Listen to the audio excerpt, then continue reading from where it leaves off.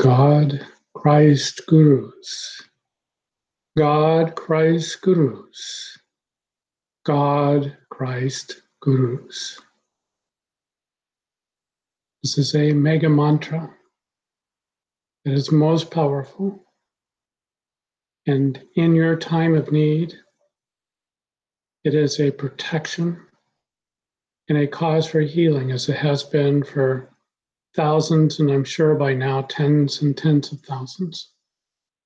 I've experienced it myself, and there are so many who have had the protection, healing, interconnection with God.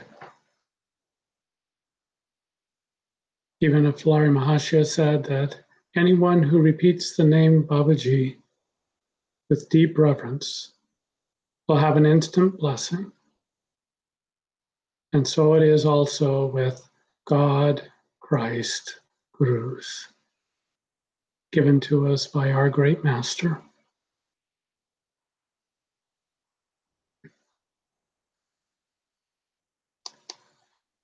We sent out a posting this morning entitled "The Crisis." And it has a quote from Thomas Paine: "My country is the world, and my religion is to do good." Upon waking this morning, thoughts streamed from the superconscious mind that included the phrase, "These are the times that try men's souls," then followed by a stream of thought. There are times in life when great trials come, and other times when life has a happier nature. These two alternating experiences can be graphed like a sine wave or a financial chart of rolling stock as they move up and down, an inevitable movement in life. It was Thomas Paine who wrote these words about trying times, entitled "The Crisis." It was toward the beginning of the American Revolution when a small number of militia, farmers, and silversmiths untrained in war took up arms against what, at that time, was the greatest army and navy in the world. And things were not going well. Not only do such crises occur on fields of military action, but in family life, professional life, and very importantly, in our spiritual pursuit. From the first paragraph of Paine's inspired writing, we may borrow its wisdom and strength to meet our own crisis when it comes. Quote, "These are the times that try men's souls. The summer soldier and the sunshine patriot will, in this crisis, shrink from the service of their country. But he that stands by it now deserves the love and thanks of man and woman. Tyranny, like hell, is not easily conquered. Yet we have this consolation with us, that the harder the conflict, the more glorious the triumph. When we obtain too cheap, what we obtain too cheap, we esteem too lightly. It is dearness only that gives everything its value. Heaven knows how to put proper price upon its goods, and it would be strange indeed if so celestial an article as freedom should not be highly rated. Is it not true, what we obtain too cheap, we esteem too lightly? My thoughts were then guided to Mother Hamilton and the life she lived, enduring one trial and difficulty after another. It was destined that she would chart a course largely on her own, unaided by organization and not often understood by those around her. Yet, her determination, the steel of will, under her velvet love for God, Guru, and humanity, never wavered. We can draw so many lessons of loyalty and strength of resolve from Mother's life. Life can challenge us to the core. The goal is high, and what is higher than God realization, then the price must be steep. To paraphrase Krishna in the Gita, fight the good fight with all of your strength, and be ever focused on God. Whether you win or lose, in the outer sense, is not in your control. That is up to me, up to God. But whether you win or lose by staying focused on me, you win the spiritual battle by being aligned with truth and ever advancing in self-realization. Pain goes on. Tyranny, like hell, is not easily conquered. Yet we have this consolation with us, that the harder the conflict, the more glorious the triumph. When you conquer hell by realizing God, the glory of triumph is not a ticker tape parade or your picture in the paper, but it is the bliss that wells up from deep within. It is the light of your eternal being blazing, and it is the revelations of inspired wisdom from the infinite. Anchor yourself in this thought in the times of crisis and in the times of ease. God and gurus and all saints and spiritual masters who have ever tread this path of realization are with me. Awareness of the fact that I am never standalone means that when I touch the fabric of God's being through remembrance of Him, I touch the glory of all that He is.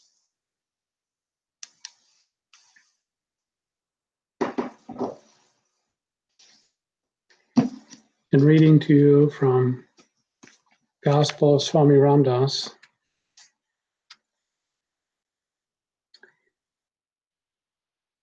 I'm making some dietary changes and having some detoxing, and my vision has been fuzzy, so I admit to these classes only as a temporary need while I'm doing this detoxing.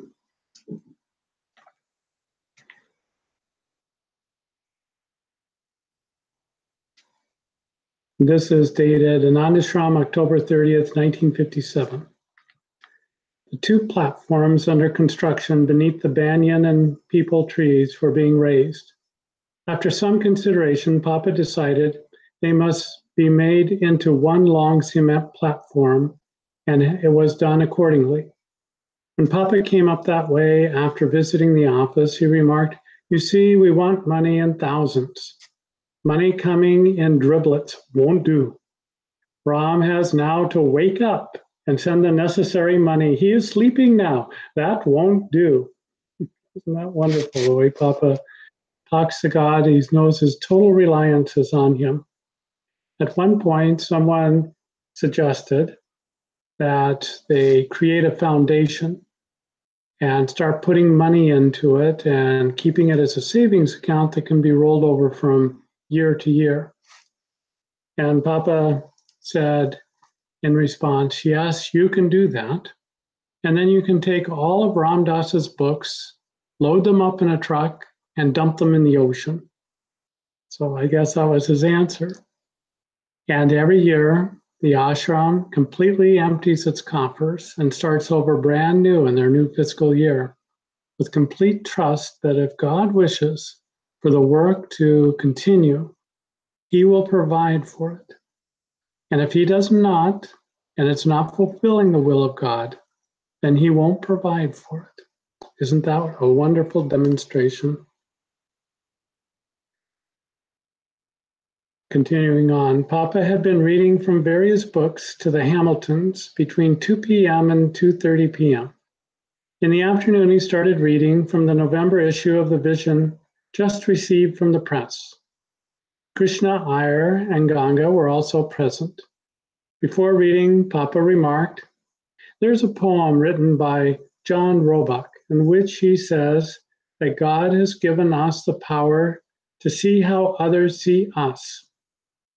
We are always looking at us only from our own angle. We must know how others look at us." Ram Dass is going to read out something written by Prasanna, Mrs. Jean Herbert of Geneva, about Ram Dass. Ram Dass did not like very much to read it out of himself, as others might consider him a conceited fellow. So saying, he burst into laughter, in which all joined. Papa read out the long article and a few others from the journal. After he had finished reading, Ralph Hamilton took it from him. On opening it, he found a slip of paper pasted to it, which was printed the following: The readers of the vision are hereby informed that Swami Ramdas' general health continues to be fairly good. He is not observing Mona or silence. He is normally active, but as complete rest is considered necessary, he has stopped touring for 3 years and correspondence for the future. Ralph, you say you have stopped touring for 3 years and correspondence for the future? Do you mean to say that you're not going to write letters at all in future? That will be terrible for devotees. Papa, Ramdas has been writing for the past 26 years. Friends and the copies of all these thousands of letters are kept in hundreds of files. He has given in his letters and books, whatever he has to say. He has exhausted himself, and he has nothing more to say. The same people are writing over and over again on the same subject. They just do not follow the instructions, but go on asking him more questions. Ramdas feels that they should now, instead of writing letters, have Ramdas in their mind and be in tune with him. When friends come to the ashram, Ramdas will talk to them and they can ask him all the questions they have. Ramdas is tired of writing letters. Mother, what about the new devotees to whom you have not written so far? Papa, let them come here and see Ramdas. Mother, but all cannot afford to. They just don't have the means to come. Papa, that is not correct. If they have intense aspiration, God will help them to come. Mother, as in my case. Yes, Ramdas had some time ago decided not to give lectures or speeches. He felt that people should get spiritual strength and get transformed at his very sight. There were such cases too. Suppose people write to you. Don't you reply to them at all? Are you asking Swami Satchidananda to write on your behalf? Papa, Ramdas asks him to send replies and gives him some hints here and there. He sends the replies all right. Mother, from what you are doing, one may wrongly think that you are going to drop the body. Devotees may be anxious. Papa, people are anxious. They write letters inquiring after Ramdas' health. Are you going to write another book? No, he has already written in his books what he has to say. Mother, then your stopping the work is perhaps to give me the strength to start on my writings. I have been trying to put it into writing, my visions and other experiences, but I have not been able to make a start yet. I felt this morning that I have come here to get the fullest spiritual experience. Papa, you will get it. And pausing there, Swami Satchidananda said that that was the only time he had ever known Papa to give a direct confirmation to somebody. Many asked whether they would get their God realization. And the fullest experience meant fullest God realization, Sahaja Samadhi. And to his knowledge, Swamiji's, that was the only time that Papa ever voiced that someone would absolutely get their God realization. Isn't that something? Continuing on with Papa, that is what you have come for, thousands of miles from your home. You are being prepared for it, and you will get the experience you have been longing for. You can put all your experiences in books for the Western people. You will be a great spiritual force to guide the people in America. God will make you a blazing and powerful instrument to spread his message in America. Mother, may it come to pass by your blessings. Papa, yes, it will. These are powerful words. If this was an ordinary conversation between two individuals, you could take it for granted that perhaps it's just hyperbole or just the thoughts, speculations by two different ones. These are two great spiritual beings. And when Papa made this prophetic statement, it came in such positive and powerful words. Now, when we look at Mother's life, we see that she had such a powerful influence on the group that followed her. One time when I was talking about Mother, somebody asked, "Is she famous?" And I said, "Well, to a small group of people, she's very famous." And this is true, but it wasn't a worldwide kind of impact. But I could look at the lives of many saints and realized masters, and so many times it may be hundreds of years before that one really takes off and fulfills the total purpose for which he or she came. You look at the life of Jesus, and you see that at the end of his life, from a worldly standpoint, you would have to say it was a total failure. He was betrayed by one of his inner circle. All of his close disciples ran away and were hiding in fear. He was taken and abused and scourged, and then finally nailed onto a cross, one of the worst ways to be able to die. And all that were around him were a few family and John, we are told. And so it looked like a total bust. And yet you look at his life, and in the beginning it didn't look like perhaps it was going to be too much. The disciples were closely gathered. They were afraid for repercussions, that they too would be victims of Roman justice. And so they were hiding out. But gradually, experiences started to come to them. Jesus came to them. He resurrected himself. And for 40 days, he was with them and taught.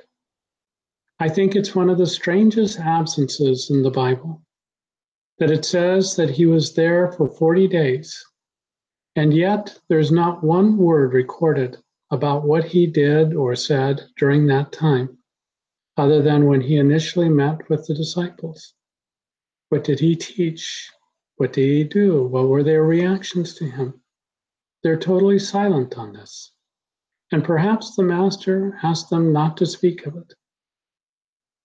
There are so many of the internal teachings. They are given in parable form. And yet, Jesus said to others, it is given in parable. To you, directly, it is the truth. And so this is the way that it is.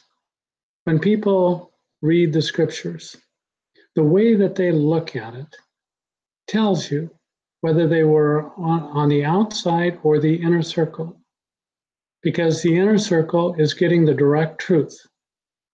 They're getting the revelations from God. If people are on the outside, they look at the parable form. They look at the outer story. And there are historians who spend their entire life looking at the history that was surrounding the time of Jesus. Did he really live? Did he really exist? There's so little evidence of that. What did he mean? What were the historical contexts? What were his actual words? We don't have his actual words. Did he speak in Greek? Probably not. And yet much of the scriptures that we have were written in Greek. So we don't even have his direct words in that sense. Translations can never be a direct translation of the exact words.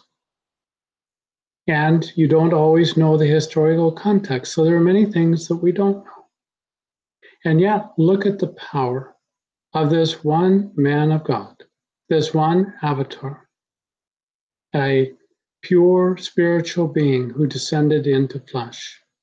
And what a powerful impact he has had.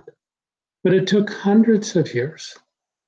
In the beginning, there were just those few, and then there were small groups scattered throughout the Mediterranean. And St. Paul entered into the picture. And after a period of penance that he felt was due, and perhaps he was starting to have real spiritual experiences, then he started to teach. And he expanded it beyond a Jewish movement. Before that, it had only been Jews who were involved, and it was a great controversy. Would you involve Gentiles, people who are not of the chosen people? It was not clear at all to the original disciples that it should be so. But because Paul was so insistent, and Peter finally got a revelation that it should spread out beyond only the Jewish people. And so Paul was the great harbinger who went out and talked to all the people. And he also emphasized different aspects of the teachings. I once was taking the history of the early church class at the University of Washington. And there were writings from Peter, and some of them were said to be original, but they didn't make it into the Bible. And I said to the professor, Professor Williams, it seems to me that perhaps Peter lost out to Paul in the end, because these letters weren't published as part of the Bible. And yet Paul's were. Now, not all of Paul's letters are thought to be actually Paul's, but nevertheless, he became a tremendous influence. And he spread the word. And initially, the disciples thought Jesus was going to return right away, because he said, there be some standing here who shall not die before they see the coming of the kingdom. Now, for those who were thinking that Jesus was going to be coming out of the clouds up in the sky, you see, they didn't see evidence of that. But what Jesus meant is there's some here who have the realization of God before they leave the body. This is the second coming of Christ. This is what is intended, and many didn't try to form any great organizations because they were happy being where they were. They were living in caves. They were out in the desert where there is peace and quiet. One of the things about a cave, when you get into one, is how much insulation against worldly vibration can seem. You're surrounded perhaps by granite rock.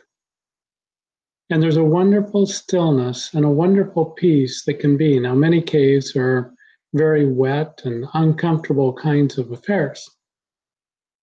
I remember going into St. Thomas Cave near Madras in India. And it was the most beautiful cave I've ever seen. It was maybe 40 feet across. It was 10 feet high in the center and sloped off in both directions, very, very smooth rock. And it was said there that some Brahmin priests came to kill him or do him harm.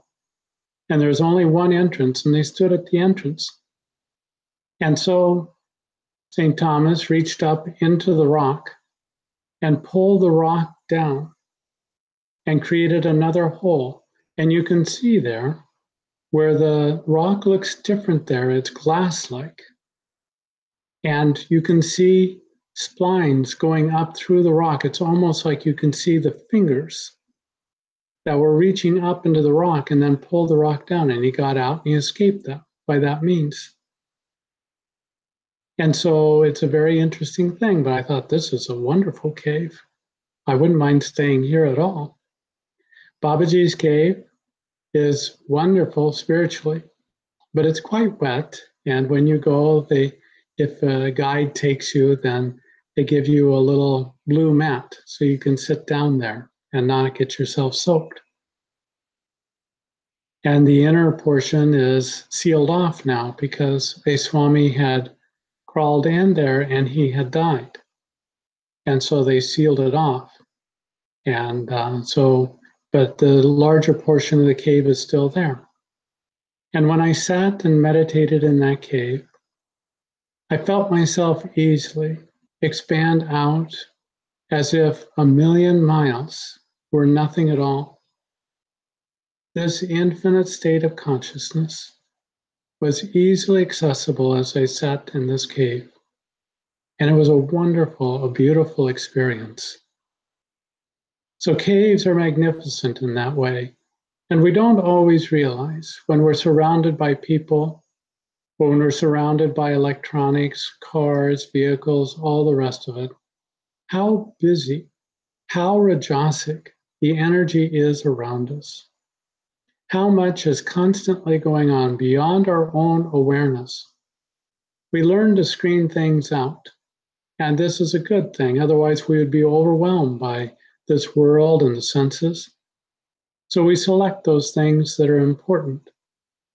But there are people who can't exist unless they have music playing or the radio going or the computer going. There has to be constant stimulation. And the brain gets used to it. It gets addicted to it. We are told now that the first 2 years of an infant's life should not have electronic stimulation, that it actually changes the nature of the brain. And this is true later on too, as well. We should be teaching our children how to take time out in silence. I spent a lot of time in silence when I was young. I would play by myself using my imagination. And it was a good thing because imagination is a powerful thing for the mind. And to learn how to tune into it opens up new worlds.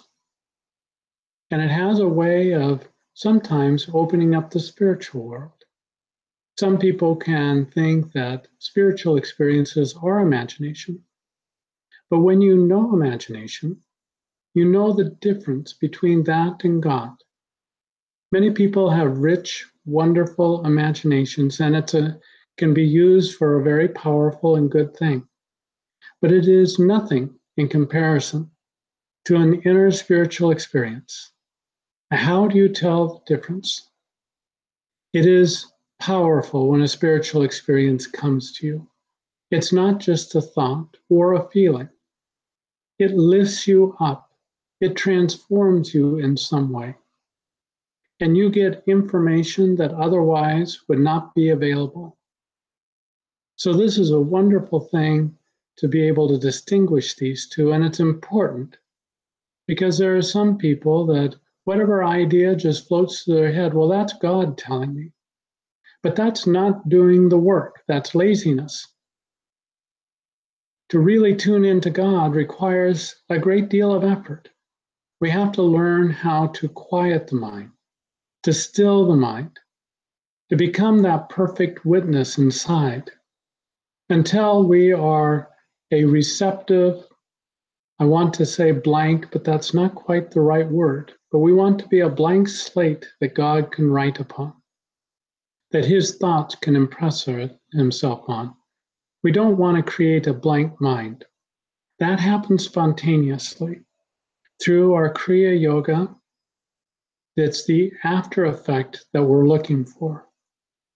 I've heard people talk about, I do this many Kriya or that many Kriya, or I do this Kriya or that Kriya, as a badge of honor, but it's all foolishness if it doesn't lead to a still state of mind. Chanting Ram Nam will do the same thing.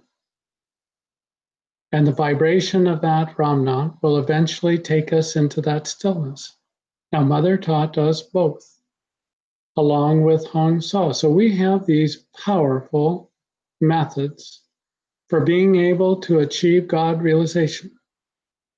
But as Papa talked about here, people will write him again and again asking the same questions.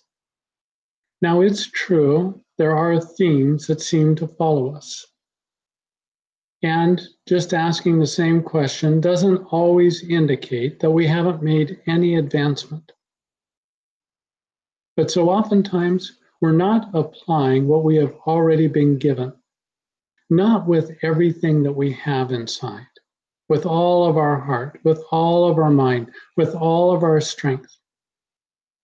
Apply yourself to these techniques. If you're not getting the results, don't blame the tools. The tools are there, and they have transformed lives into being fully realized masters. So there's nothing wrong with the tools. It's a matter of really getting to work and putting yourself fully into it. It's so easy, especially in the beginning. We may feel a honeymoon phase, and we're so enthusiastic. We're so filled with God consciousness. And it's a wonderful, wonderful time. It is like a honeymoon that can happen between a newly married couple. And then life begins. And you have to go through your day-to-day events, and you have to work, and you have to perhaps raise family and all the other things that we get involved with. And gradually, the edge off of our sadhana begins to get a little blunt. We're not applying ourselves. And in the beginning, it's an interesting thing. Momentum works both ways. The momentum of ignorance keeps you in ignorance even when you are intensely practicing sadhana. And we wonder, why is it not coming? You know, we want to take our pulse every 10 minutes and see whether there's a change or not. But gradually, the changes do happen. Gradually, we are lifted up. And that takes on a certain momentum as well. And so we can slack off. We can divert our mind. And I have been guilty of this. I have seen a time when I diverted my mind some. And I checked in, and I had the same feeling of God that I had before. I didn't realize that I was putting myself onto a downward trajectory, that I had deviated off of the path. And as a result of that, it's just like mathematics. You can chart it out with geometry. You're going to start to go downhill. You're going to start to lose things. And then ignorance comes in and it clouds your judgment. And you make even more wrong-headed decisions. And down and down and down you go. And finally, you end up at the very bottom of a hole. And you may even wonder yourself, how did I get here? I thought I was doing all right. God, why did you abandon me? And God didn't abandon you, you abandoned him. And he, being a respecter of free will, allowed you to do so. But we learn our lessons that way. And hopefully we learn them quick, not over many, many lifetimes. And we get right back onto the spiritual journey. We realize that every thought is a creation. Every thought is a creation. And when you think about your thoughts, you realize sometimes how out of control our minds are. And we may feel helpless against that. And yet, we are responsible. It is our job to focus our minds, to put ourselves at the feet of God, to practice these things that we have been given. That is our job. Now, when we invoke God and Guru's grace, it comes to us. And so it's a help, it's a support. And yet there is a responsibility on our part to be able to really put ourselves firmly on the path and do the things that we've been taught to do. Now, they're not complicated things. They're simple things, but they're powerful. And what you realize over time, there's power in simplicity. You take the idea of loving your neighbor as yourself. Take that one simple principle. Now, your neighbor, who is your neighbor? And Jesus pointed out that it's whoever is next to you. It's not because he's part of your tribe or your religion or your family. Not at all. All are your neighbor. And how you treat them, how you regard them is vastly important. And so you take one simple principle like that and you go to work on yourself. And you say, all right, some people are easy to love, and mostly people who love me and I find it easy to be with them. But somebody who's difficult personality, that's much harder. We go to work on ourselves. We shoot love at the person who is a difficult person. We see them filled with light, filled with God.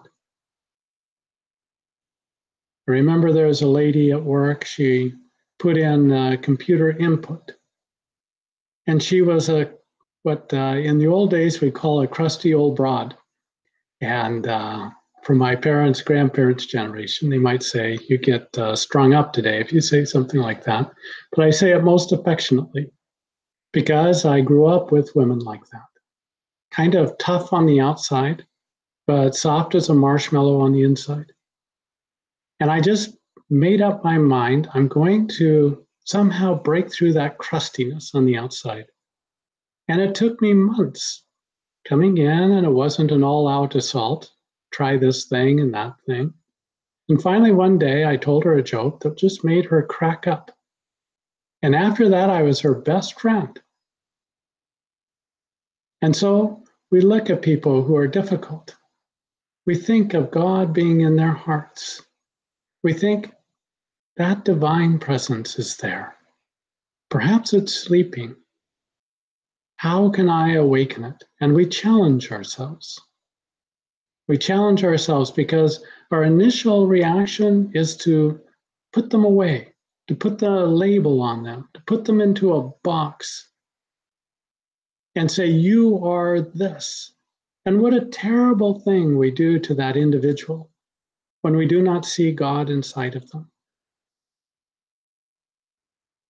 This is the thing that we must learn. I'd like to read a bit from the new journal. It's a wonderful journal if you haven't read it.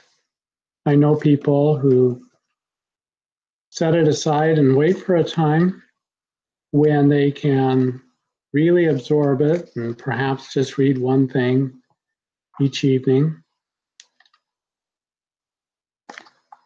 And so this is Mother from the Inner Kingdom. The inner kingdom that we have is such a tremendously marvelous, mystical thing of God's creation that it is difficult for us to comprehend in worldly consciousness with our worldly mind. And yet, we have the kingdom of heaven within us and the kingdom of earth. It is up to us whether we want to live in this kingdom of heaven or solely in the kingdom of earth. We can make sure this earth is a heaven, or we can make it a hell. And that too is within us, and the choice is ours. This body is so wonderful when you stop to think about it. It is an exact replica of everything in the outer universe. We have the sun, which is the spiritual eye in the center of the forehead. We have the moon, which is the second brain, the solar plexus. We get feelings of intuition there, which, when we are tuned in with the spirit, gives us information which is absolutely true. We have the rivers, which are the circulatory system. We have an elimination system. We have a system which breathes and provides oxygen, which keeps life in our body. Above all, we have a heart, and all of which is within us and tied in this one place within us, which is the seat of all life. When you are about to put your feet on the spiritual ladder, we go through many stages, many stages. In the beginning, perhaps, we don't even believe in God. We don't believe in a superior power, a superior intelligence. Gradually, through the experiences of life, many of which are very difficult, we are forced to turn our attention, our faces, toward a higher power, to acknowledge there is such a thing, to reach out, perhaps crying in our need, Father, help me. In this stage, Mother could have been talking about me when I first got on the path. Even the most hardened criminal, when he is faced with something terrible, perhaps as a result of the sins that he has committed, finally reaches out to God and says, God, help me. God, save me. And then the soul awakens to the fact that there is a superior power. We go through the various stages of belief in the Orthodox teachings, of which there are many and varied. But at last there is a reaching out from the darkness for something that is greater, and it is an urge to know the mystery of life, to know about the riddle of life. The inner urge is this exactly: man, know thyself.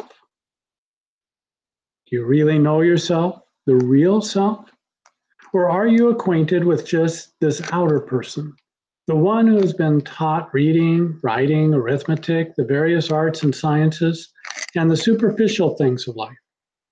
Or do you know your real self, which is God within you? You put your feet upon this path, and you start your upward journey. You don't know where it's going to take you, so you lay hold of a great thing, and that is called faith. Faith in God, faith in His power to provide all that is necessary for you, to protect you through all the experiences which you, as an individual, are going to go through. We are all on this path, but for one purpose, and that is to realize our oneness with our Father. It is said that the kingdom of God and the kingdom of heaven are both within.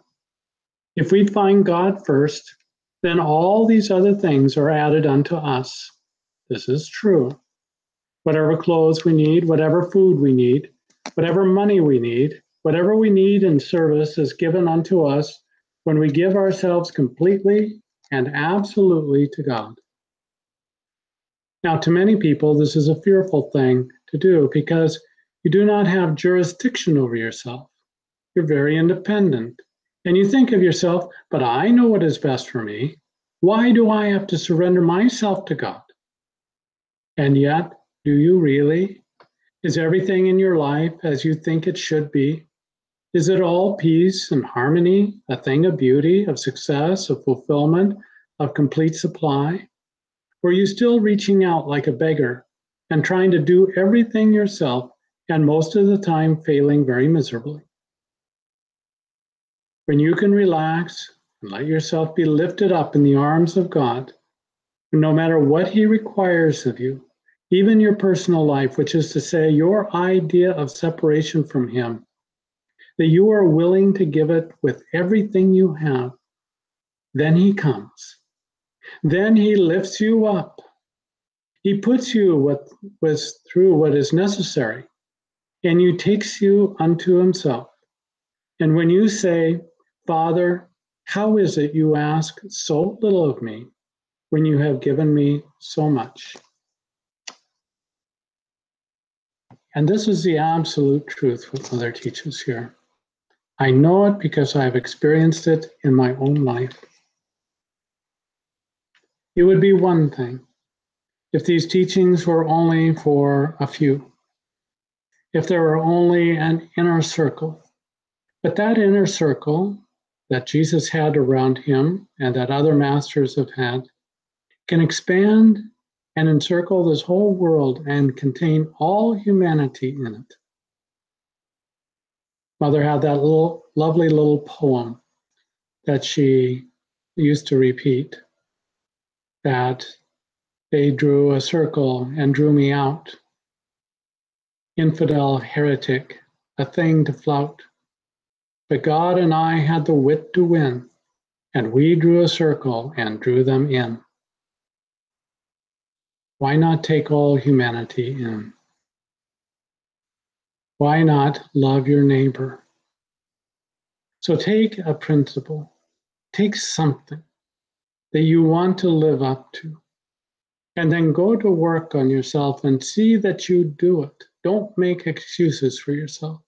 Don't say if it were not only for this person or that person. I remember somebody was telling me one time about a boss that they had, and he had some horrific things that he did.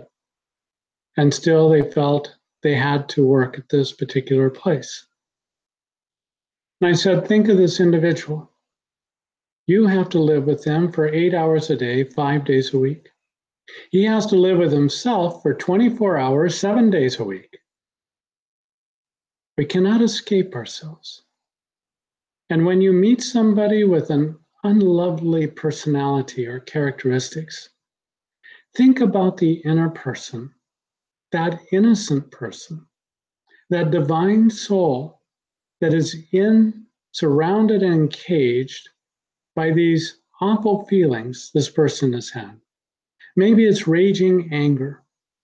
Maybe it is loathing and self-dislike. And think about what it must be like to be imprisoned like that all the time. Now, that's not excuse making for bad behavior, but it does give you a perspective of compassion for each and every person. I was one time thinking about Adolf Hitler, and I thought he's going to have to face all the misery, all the pain, all the evil that he perpetrated, not just him personally, but that he set into motion and had others do as a result of what he wanted. And I thought, what a terrible thing he's going to have to go through. How many lifetimes? He's going to have to be such a tremendous saint that he's going to have to change an entire world for the good in order to balance that karma. And so it will have to be. And one day, perhaps, without people knowing the previous life that he had, will sing his laurels because he has to be such a tremendous soul to balance those scales. So you see, it's difficult to judge an individual, even someone who we think so highly of today. We don't know all the times they're past and what they're capable of, but we are all capable of redeeming ourselves. Not because we can be perfect. Jesus said one time, "Be ye perfect, even as your Father in heaven is perfect." Now, how in the world could we ever live up to that? And how could the Master ever ask us to live up to that? And yet, there is truth, of course, in what he said. Because when we touch the fabric of God, we touch the perfection of God. And we are perfected. Now, it doesn't always happen in a moment. Sometimes, and usually, it is a process. But by constantly reaching out for God and touching the fabric of his being, feeling his peace, feeling his bliss, getting revelations from him of his perfect wisdom, we are gradually purified of everything that is of the dross of this material world, of ignorance. And we are perfected. So you see, it is possible. But you don't go around thinking to yourself, well, I'm so perfect now. That's the ego's notion of perfection. The reality is that the closer we grow to God, the more humble we become. One is, ego can't enter into that, so it excludes itself from those regions. But the other reason is because as we go closer to God, we become more and more aware of how tremendous this thing that we call God really is. How perfect, how pure. And it brings us to our knees. It makes us bow down before his feet, not out of some slavish preoccupation. We're simply slayed in spirit at the beauty and perfection and the love and the light of God. It's a wonderful thing, a wonderful thing. And how can ego survive that? Now, initially it can, because it resurrects itself in the Revelations. It talks about dragon that comes up out of the sea and tries to put the crown back on the ego again. It's like those movies where the bad person is killed and you think, all right, all peace and happiness now. And suddenly they rise up out of the grave or whatever they are, and they scare the bejesus out of you. And not only once, but they'll do it several times. And you think, will this person ever die? And it is that way with the ego. And you think, I think I've got a handle on this. And suddenly something comes up out of the depths, rises up out of the ocean, and tries to reassert itself again. So the best thing is to have that constant vigilance. God first. God first, ever first. And not ever lose sight of that. Not ever lose your inner intensity for your spiritual practice, which is keeping your mind on God.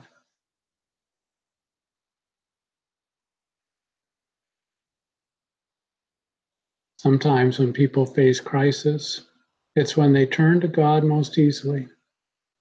Other people, when times are good, it's easy to give God. And sometimes it's just the opposite of whatever time we put our mind. Some people get into a crisis and they immediately think of God. But when times are good, they forget God and put him in the background until the next crisis comes. Others, when times are good, they think of God. And when the crunch comes, they completely forget God, thinking they've been abandoned by him. So each one of our tests is peculiar to each one of us. But the method and the modus is the same. And that is to keep our mind on God, to love God more than this world, more than anything else, to strive for him, to serve him, to see him in all beings, to chant his name, to go deeper with Kriya Yoga meditation. We've been given such tremendous tools, such tremendous tools. So whether you're in crisis or in times of that life is much easier, let it make no difference to you. Surrender yourself to God and leave the outcome to him. You know, the more we get focused on a particular outcome, now it doesn't mean that we don't strive for perfection, but we shouldn't get so bound up in the outcome that we lose sight of what we're doing right here in the moment. Take each step. Take each step as God directs you to, and be fully focused on that, knowing that each step is taking you toward the light, toward perfection, toward purity.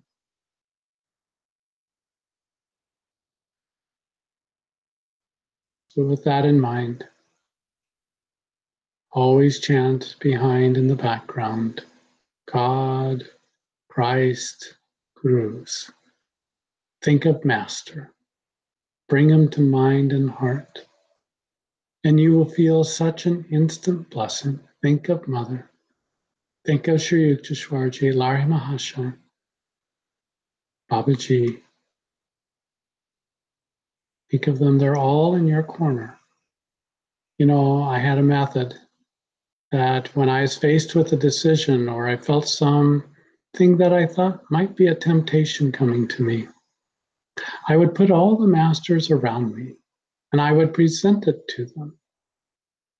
And instantly, one of them would give me some reaction that I knew it was either the right thing, there was a smile and a nod of acknowledgement, or it was a definite no. Don't go that direction. So oftentimes when we take the downhill path, we know someplace inside of us it's not the right decision, and yet we do it anyway. And that's because we don't take into consideration what the cost is going to be. One time I started thinking, what if everything that I thought, said, and did was broadcast on the headlines of the newspapers? Would I be happy with what I'm thinking, saying, doing? There is nothing hid that shall not be shouted from the rooftops. So do not think that you have a secret life. not from God. And it's not that you have to broadcast it to everybody and everything. But with God, there are no secrets. So don't ever catch yourself thinking that you can do something in secret where nobody can see.